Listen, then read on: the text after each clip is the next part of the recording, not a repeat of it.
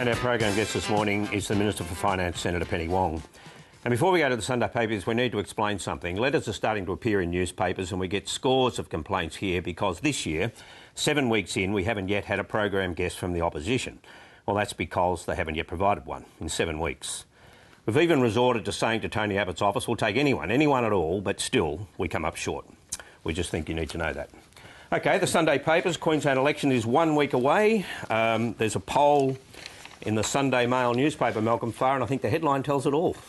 A Galaxy poll, bye, bly. And essentially, the Galaxy poll points out that we could have saved a fair bit of dough and running around if we'd just had the election in May last year. The two-party preferred vote just hasn't changed. Essentially, not changed at all since May last year. It's about 60-40 split to the Liberal National Party. I think we can safely say at this point that if Campbell Newman is not the Premier of Queensland at this stage next weekend, it's because he's been struck by a meteorite or something else catastrophic. Possibly failed to win Ashgrove. Yes, or he loses Ashgrove. Look, I tell you what, if people are so convinced that they want a new government, it is hugely unlikely that they're going to deprive that new government of the man who's leading it now. And as Campbell Newman said when he declined to nominate who would be the alternative leader of the NLP, should he lose Ashgrove, he said it ain't going to happen. And this poll would seem to indicate it ain't going to happen. Dennis Atkins was writing in the Sunday Mail today, and he pointed out that in 1974, Labor, with a primary vote of 36%, was reduced to a cricket team, literally 11 members, and he said that this time they'll have someone to carry the drinks. That's right. They've got a 12-man or woman this time around, and it could be as few as 12 seats for the Labor Party and as many as 70 or perhaps even more for the Liberal National Party. And I don't think anybody will be in the Parliament carrying the proud banner of the Qatar Australia Party. Which suggests that all of the attacks on Campbell Newman and his business dealings has had no impact. Let's hear what the two leaders had to say on the campaign trail yesterday. Anna Bligh and Labor have a campaign based on a fabric of lies and innuendo and smear, and it is now completely in tatters. It's destroyed. They have no campaign. They have no basis for the things they've been saying. Do you want the Labor Party to withdraw the Campbell's Web ads now? Well, a fair-minded person, an honest person, a person and a party with integrity would do just that. The questions that I've been asking are serious. These matters go directly to character and leadership. They are serious issues. The CMC's decided they're serious. Those funds went directly into Mr Newman's personal campaign fund, and I don't think all these questions have been answered yet. OK, more on that a bit later, but we'll move on to federal politics now. And Nikki, Craig Thomson is apparently going to call in sick again this week to federal parliament, but the opposition is going to play hardball on pairings. They want a sick note from his mum. Well, not his mum, but his doctor. He was taken in... From the hospital, apparently. The doctor is not enough. They want something from the hospital. They do. Well, he was in hospital last week for a suspected appendicitis. Then he was released. They don't know what's wrong with him. He still has stomach pains and he wants another week off in Parliament. And if I was him, I would too. And Bob Katter, meanwhile, is nowhere to be seen. He's campaigning... Well, you know where he is. He's campaigning in Queensland but not attending federal parliament. And is unashamed about it. Mind you, sometimes when he is in federal parliament, he doesn't show up for votes anyway, so it's kind of hard to tell. Yeah. All right, now, Lenore, Andrew Robb is apparently at odds, according to this article, with his colleagues over the superannuation changes. That's right. This article in the Sunday Telegraph, Libs still divided over super deal, relates a meeting last Monday night at which Andrew Robb, who is the shadow finance spokesman, repeated his passionate attack on the Liberals' decision to keep the increase in superannuation. So the increase in superannuation is also funded, the budgetary impact of that is also funded from the mining tax. The Coalition has said that they won't vote for company tax cuts because it's funded from the mining tax, but they will keep this superannuation increase. Well, they won't vote for it, but they will keep it in government. They will keep it in government because it's sort of too hard to unwind.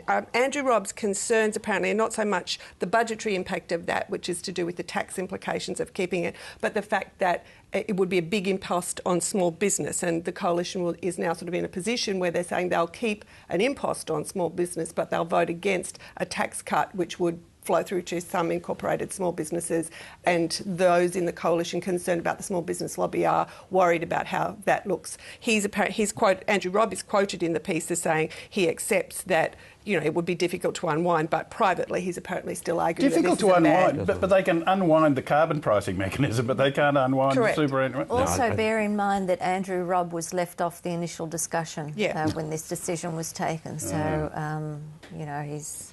And there's a feeling that comes there. through the story from his colleagues is, it's just Andrew again.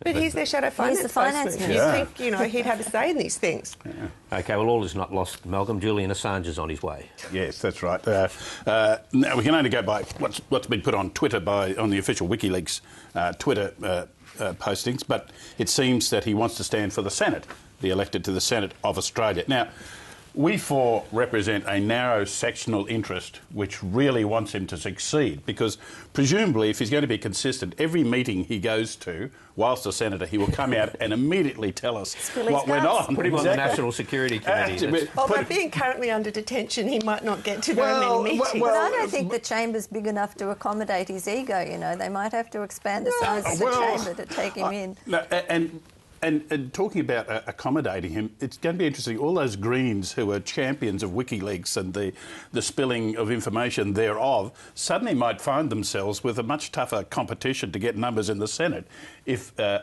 Julian Assange and or WikiLeaks candidates are standing against him. I wonder if their support for WikiLeaks will temper a little in that case. Also, they close their conferences to the media as well. That could present another problem. I also like the fact that he's so serious about this bid that in announcing that they'd also run a candidate in Julia Gillard's seat, they spelt the seat wrong. Well, I think that's called the Eric Clapton influence, because they called it Layla, didn't they? He said he was more popular than in Australia than Julia Gillard, and that'd be a test of that. That would not be hard. That would not be hard. Right, Nikki, the Sun Herald in particular has given a lot of space to the death of Margaret Whitlam. Look, the headline says it all today in the Sun Herald. She was the love of my life. It was one of the more remarkable partnerships in Australian politics. They were both pretty majestic kind of figures, and a very sad day for Gough and very sad day for the rest of us who knew her. I think she's a great loss. As he once said, it was the best appointment he ever made. Yeah, he was right about that. And finally, Lenore, the government has tried to do the opposition's costings for them. Yeah, helpfully, the Finance Minister, Penny Wong, who you'll be speaking to shortly, has added up the coalition's promises and come up with the conclusion or the figure that in 2012-13, which is, of course, when the government is saying it will deliver a surplus, the coalition would be $9 billion in deficit. I think the assumptions behind this particular exercise will no doubt be challenged pretty strongly by the coalition. Its starting point is the costings done by Finance and Treasury at the last election, which, although they were done by Finance and Treasury, the coalition always disputed. It also includes costings done by the Department of Immigration about what it would cost to reopen Nauru, which the coalition also disputes. But I think the real point of it, more than that headline $9 billion figure, is to try to get Tony Abbott to be pinned down on some of these things. For example, it assumes that, yes, he'll abolish the carbon tax, but it assumes that he would keep the big increase in the tax-free threshold, which will mean millions of people don't have to fill out a tax return, and it assumes that he would keep the increases in pensions. Now, if he's going to say that costing is wrong, I'm sure the government hopes that people will say, well, will you keep those things or will you not, and be able to pin him down on some of these promises. I think that's probably more the point of the exercise than the actual $9 billion figure, which will be disputed. And it doesn't take into account any savings that they might announce between now and then. We'll have a listen to what Joe Hockey said during the week. Based on what we know now, we are doing all the costings, all our policies are costed. So you have found those savings you were looking for? Yes, we have found the savings that we're looking for. Will you put your policies into for You'll see. checking? You'll see. You'll be surprised and you'll be happy about it, David. They'll be very credible. OK, we'll go to the source of that document now. The Minister for Finance, Senator Penny Wong, joins us from